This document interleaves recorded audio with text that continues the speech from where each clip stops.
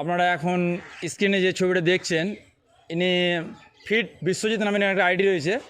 যে মানুষটা আমাদের দেশের সেনাবাহিনীর নামে অনেক অনেক কথা বলেছে, সেটা আপনারা সবাই শুনে হবেন।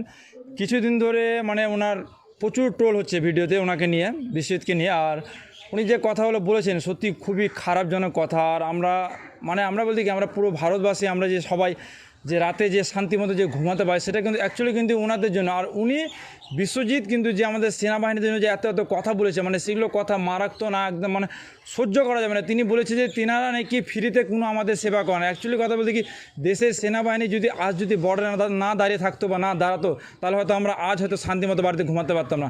তাদের ব্যাপারে উনি এত এত কথা বলার ওনার অধিকারটা কে দিয়েছে? উনি নিজেকে ফিটনেস দাবি করেন, উনি একজন কি ফিটনেস সত্যি? আমি তো মানি না যে উনি একজন ফিটনেস হতে পারে। কারণ উনি যদি একজন ফিটনেস হতো, তাহলে অবশ্যই তিনার সেনাবাহিনীর প্রতি তিনি সেই কথাগুলো কখনো বলতেন না।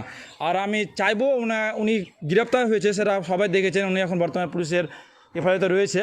আমি চাইবো ওনার যেন কঠিন সাজা হয়। কারণ যেন উনিকে এমন একটা শাস্তি দেওয়া হয় যেন কখনও বা কোনো দিনও যাতে কারোর মাইন্ডে না আসে যে দেশের সেনাবাহিনীকে এমনি করে অপমান যেন করতে পারে। অপমান করার তার কোনো অধিকারই নাই। আর যেন তার কঠিনতম সাজা হয়, আমি সেটাই চাইবো।